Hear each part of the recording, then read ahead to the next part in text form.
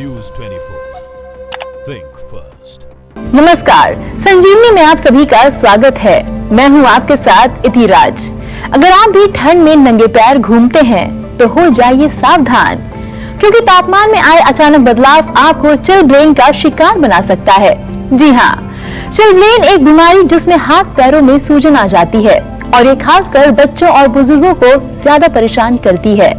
संजीवनी के आज के एपिसोड में डॉक्टर चौहान विस्तार से बताएंगे आखिर क्या है ये चिलब्लेन की बीमारी और ठंड में इससे कैसे बच सकते हैं। साथ ही डॉक्टर साहब आपको ये भी बताएंगे कि आयुर्वेद की मदद से कैसे आप इस बीमारी को ठीक कर सकते हैं। तो कहीं मत जाइएगा। रोज की तरह आज भी चर्चा के लिए हमारे साथ मौजूद हैं विश्व प्रसिद्ध आयुर्वेदाचार्य डॉक्टर प्रताप चौहान। डॉक्टर साहब, बहुत बहुत स्वागत है हमारे इस खास कार्यक्रम संजीवनी में। Thank you very much.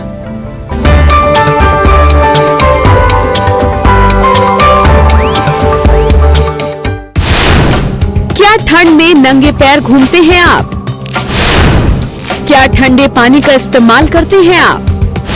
क्या पैरों में जुराब नहीं पहनते हैं आप? तो हो जाइए सावधान, गिरता पारा बना देगा चिलब्लेन का शिकार। शो की शुरुआत करते हैं। ठंड में अक्सर देखने को मिलता है कि हाथ पैर की उंगलियां और कई मामलों में कान का निचला हिस्सा लाल होकर सूज जाता है, जिसे मेडिकल की भाषा में चिलब्लेन कहते हैं। डॉक्टर साहब, आखिर क्या है ये बीमारी, जरा विस्तार से बताइए।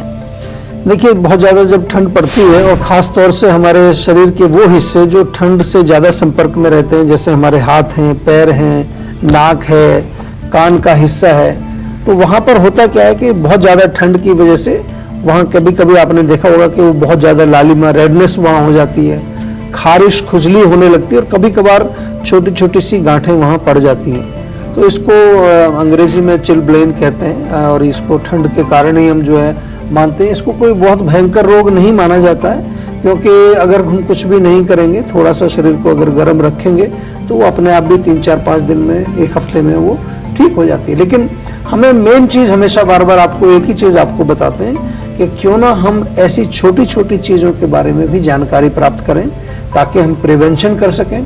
हमारा जो जीवन में मेन उद्देश्य है आपको ये बताने का, ये जो जितने भी सारे टॉपिक्स हम लेके आते हैं, उसका मकसद यही है कि आप बीमार ही ना पड़ें, और अगर बीमार किसी कारण से आप हो भी जाते हैं तो उसमें बहुत इम्पॉर्टेंट है कि आपका जो इलाज है वो आयुर्वेदिक हो, नेचुरल इलाज हो।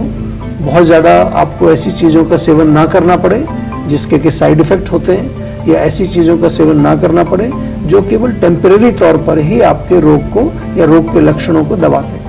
तो आज ये जो विषय लिया है, विषय बहुत छोटा सा है, लेकिन बहुत सारे लोग इससे परेशान होते हैं, खासतौर से ऐसे इलाकों में जहाँ ठंड ज़्यादा पड़ती है और जहाँ पर जो है हाउस को, अपने घर को गर्म करने की सुविधा नहीं होती, या लोगों के पास बहुत ज़्यादा सुविधा गर्म कपड़ों की नहीं होती, जूतों की सुविधा नहीं होती। गांव में जाएं अगर आप, गांव में जो खेत में किसान लोग होते हैं उनको इस ठंड के मौसम में खेत में भी काम करना पड़ता है, कभी कभार पानी भी देना पड़ता है फसल को, तो वहाँ पर उनको इस तरह की प्रॉब्लम्स अक्सर देखने को मिलती है। लेकिन कहीं पर भी हो सकती है, जब कभी भी हमारे शरीर का कोई हिस्सा ठंड के संपर्क में आएगा तो इस प्रकार के लक्षण देखने को मिलते हैं। जी हाँ, ठंड के मौसम में ज्यादातर लोगों को ये समस्या होती है, लेकिन हम इससे अनजान रहते हैं। डॉक्टर साहब, आखिर हाथ पैरों में सूजन होती क्यों है? देखिए, सबसे जो मेन कारण तो इसमें ठंड ही है, यानी कि जब कोल्ड के संपर्क में आएंगे तो हमारी स्किन के नीचे, जो हमारी त्वचा के नीचे जो हमारी ब्लड वेसल्स होती हैं, वो थोड़ी सी एक तरह से कहें सिकुड़ जाती हैं। थोड़ी सी सिकुड़ने की वजह से या इन्फ्लेमेशन उनमें हो जाए तो उसकी वजह से फिर हमारा सर्कुलेशन जो है वो बिगड़ जाता है। जो नॉर्मल सर्कुलेशन ऑफ ब्लड है वो ठीक प्रकार से नहीं होता है, तो वहाँ पर फिर जो है हल्की सी गांठ टाइप की कुछ बन जाती है, कई बार स्वेलिंग वहाँ हो जाती है। और इसके अलावा जैसा मैंने शुरू में कहा कि वहाँ क्योंकि सर्कुलेशन खून का नहीं आ रहा है तो थोड़ा सा जो है वहाँ पर खुजली, खारिश भी होती है, जलन भी होती है, या कुछ हल्का सा रेडनेस वहाँ होता है। इसके अलावा जो है इसमें ये भी कारण देखा गया है, आयुर्वेद की दृष्टि से अगर हम देखें तो वात का प्रकोप यदि ज़्यादा होगा बॉडी में आपके, और वात हमारे शरीर में वो एक दोष है, वो शक्ति हम उसको कहें कि जो हमारे शरीर में सर्कुलेशन को चलाता है, हर चीज़ को। और सर्दियों के मौसम में विशेष रूप से, क्योंकि ड्राइनेस बहुत होती है, खुश्की बहुत होती है, ठंड बहुत होती है, तो उससे हमारे शरीर में वात का प्रकोप भी होता है। और सेकेंडरी दोष अगर हम देखें तो वहाँ पर कफ भी हो सकता है, कफ होगा तो गांठें बनेंगी, और पित्त यदि होगा तो वहाँ पर जलन होगी, रेडनेस होगी, खारिश खुजली होगी। तो ये कारणों को थोड़ा समझने की हमें कोशिश करनी है। विशेष रूप से वो लोग जिनकी इम्यूनिटी कमज़ोर है वो भी एक कारण बनता है इसमें, जो बहुत ज़्यादा जो है बुजुर्ग लोग हैं या बच्चे हैं या एनीवन एल्स जिसकी इम्यूनिटी जो है रोगों से लड़ने की शक्ति जिसमें कम है, तो वो लोग भी जो है इस रोग का शिकार होते हैं। जी हाँ, तो हम बात कर रहे हैं चिल्ड्रेन की बीमारी के बारे में। डॉक्टर साहब, सर्दियों की अगर बात करें तो चिल्ड्रेन की बीमारी का खतरा कब होता है और किस पर होता है?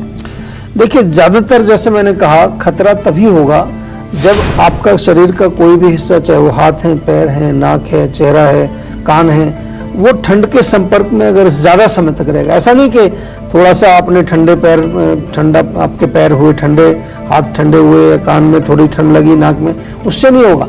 लेकिन कॉन्टिन्यूसली लगातार कम से कम 15-20 मिनट, आधा घंटे तक अगर ठंड वहाँ लगती रहेगी तब ये प्रॉब्लम होती है। और फिर वो रोज रोज का अगर वो रूटीन का काम आपका हो जाता है तो देन इट विल बिकम, या तो आपका कोई काम इस तरह का है कि जहाँ आपको ठंड में एक्सपोज होना ही पड़ता है। दूसरा जो है इसमें अगर हम देखें कि कौन कौन इसके जो है शिकार हो सकते हैं, तो जैसा मैंने अभी बताया आपको कि मुख्य रूप से जो इम्यूनिटी जिनकी कमज़ोर होती है, महिलाओं में विशेष रूप से देखा जाता है रोग। उसका कारण नंबर 1 ये भी है कि महिलाएं जो हैं उनकी त्वचा थोड़ी सेंसिटिव भी होती है एज कम्पेयर टू जो मेल्स हैं। मेल्स की त्वचा थोड़ी हार्ड भी होती है, सख्त भी होती है। महिलाओं की त्वचा आमतौर पर जेनेटिकली हम देखें तो थोड़ी सॉफ्ट होती है, कोमल होती है, सेंसिटिव होती है, और उनकी इम्यूनिटी भी एज कम्पेयर टू मेल्स थोड़ी कम मानी जाती है। शारीरिक शक्ति, उनकी जो रोग प्रतिरोधक शक्ति है, इसी कारण से बच्चों में भी ये और बुजुर्गों में भी ज्यादा देखने को मिलता है। और अब बारी है आज की संजीवनी की, जिसमें हम डॉक्टर चौहान से जानेंगे कि आखिर आयुर्वेद की मदद से कैसे हम इस बीमारी को ठीक कर सकते हैं। लेकिन उससे पहले हम लेते हैं एक कॉलर जिनका नाम है सचिन, दिल्ली से। जी सचिन, बताइए क्या सवाल है आपका? सर नमस्कार। नमस्कार जी। सर मैं सचिन बात कर रहा हूँ दिल्ली से। जी सर मुझे अभी मेरी उम्र कोई ज्यादा नहीं है, 27 है, पर अभी से ना मेरे घुटनों में कुछ प्रॉब्लम होती है, पेन होता है। जब मैं बैठता हूँ ना तो दोनों घुटनों में दर्द होता है। अच्छा, कब से हो रहा है ये प्रॉब्लम? ये सर लगभग 5 से 6 महीने हो गए सर। और दर्द ज्यादातर बैठने उठने पर ही होता है, ऐसे जब बैठे हुए हैं आप तब भी दर्द होता है? मैं जैसे बैठा हुआ हूँ ना सिटिंग के दौरान, और जब मैं खड़ा होता हूँ तो बहुत ज्यादा पेन होता है साइडों में। अच्छा अच्छा अच्छा। देखो, ये लक्षण तो बहुत अच्छी खबर नहीं है आपके लिए, क्योंकि पहली बात तो आप बहुत यंग हैं और इस उम्र में ये रोग जनरली होते नहीं हैं। तो 2 कारण मैं इसमें मानता हूँ मुख्य रूप से। एक तो आजकल हमारा लाइफस्टाइल बड़ा सेडेंटरी हो गया है, बैठने का काम ज़्यादा हो गया है, एक्सरसाइज नहीं करते हम ज़्यादा। तो मेरा निवेदन आपसे ये है कि थोड़ा सा विशेष रूप से घुटनों की एक्सरसाइज जरूर करें। आप चाहे थोड़ा सा वॉकिंग करें या बैठ करके, लेट करके थोड़ी साइकिलिंग, जो घुटनों को घुमाते हैं हम इस तरह से, वो करें। और दूसरा जो है इसमें लुब्रिकेशन थोड़ा सा चाहिए, तो तिल का तेल, उसमें थोड़ा लहसुन और अदरक पका लीजिए और उस तेल से मालिश करना है रेगुलर, बहुत अच्छा रहेगा आपके लिए। बादी वाली चीज़ें मत खाइए, उड़द की दाल, राजमा, छोले, गोभी, भिंडी, ये सब चीज़ें बिल्कुल थोड़ा सा बंद करने की कोशिश करें कुछ दिन के लिए। और मैं तो ये भी कहूँगा कि 6 महीने आपको ऑलरेडी हो गए, इसको ज़्यादा डिले मत करिए और ज़्यादा रोग बढ़ ना जाए। तो सेहत का नंबर आपके पास रहता ही है हमारा जीवा का, उस पर कॉल जरूर करिए और हमारे डॉक्टर से थोड़ी बातचीत कर लीजिए। वो आपको और ज़्यादा जानकारी और विस्तार से आपको समझाएंगे कि क्या क्या आपको खाना है, किस प्रकार की एक्सरसाइज आपको करनी है प्रॉपरली, और कोई औषधि भी अगर देनी होगी तो औषधि बना करके आपके घर भेज दी जाएगी। और अब बारी है आज की संजीवनी की, इसमें डॉक्टर चौहान से जानेंगे आयुर्वेद की मदद से कैसे आप इस बीमारी को ठीक कर सकते हैं। देखिए, जैसा मैंने कहा कि ठंड इसका एक मूल कारण होता है, तो ठंड से बचने के लिए आपको क्या करना है? सबसे पहले तो कुछ ना कुछ गर्म चीज का सेवन करें। अगर कुछ भी नहीं है आपके पास, घर में दूध अगर है, दूध को गर्म करिए, उसमें थोड़ी हल्दी मिला करके पी लीजिए। आपने देखा होगा कभी कभार बहुत ज़्यादा ठंड लग जाती है तो हल्दी वाला दूध बताया जाता है। और हल्दी को घी में मिला करके या तेल में मिला करके एक पेस्ट बना करके वहाँ लेप भी कर सकते हैं जहाँ जहाँ पर आपको ये प्रॉब्लम है। इसके अलावा सौंठ, काली मिर्च, पिपली, इसका आप चूर्ण बना लीजिए और इस चूर्ण में से छोटा चम्मच जो होता है, टीस्पून जिसको हम कहते हैं, छोटा चम्मच सुबह शाम जो है एक एक चम्मच उसका सेवन करना है, वो भी बहुत फायदा करता है। और त्रिफला अगर मिल जाए आपको, त्रिफला चूर्ण होता है जो साबुत मिल जाए तो मोटा मोटा कूट कर रखिए, त्रिफले का काढ़ा बनाइए थोड़ा सा, उसको पानी में उबाल करके, और उस काढ़े से भी उसको धोना उस जगह को, या उसमें थोड़ी देर उसको डिप करके रखना, या उसमें कॉटन डिप करके वहाँ थोड़ा सा उसको सेक टाइप का करना है, उससे बहुत फर्क पड़ेगा। इन एडिशन टू दैट तिल के तेल की मालिश सिंपल जो हम बार बार आपको बताते हैं, ये तो आपने बार बार सुना ही है हमारे शो के अंदर कि तिल के तेल की मालिश करने से ब्लड का सर्कुलेशन अच्छा होता है। जब अंदर थोड़ा सा तेल जाएगा तो वहाँ किसी प्रकार का अवरोध या इन्फ्लेमेशन या कोई सिकुड़ा वहाँ पर जो है आपकी जो वेसल्स सिकुड़ गई हैं, उनमें इसमें जो है फायदा करेगा ये, और खून का दौरा, खून का सर्कुलेशन अच्छा होगा, उससे भी आपको आराम मिलेगा। और ठंड के मौसम में चिलब्रेन की बीमारी से कैसे बच सकते हैं, इस पर भी हम चर्चा करेंगे। लेकिन उससे पहले हम लेते हैं एक कॉलर जिनका नाम है मिताली, दिल्ली से।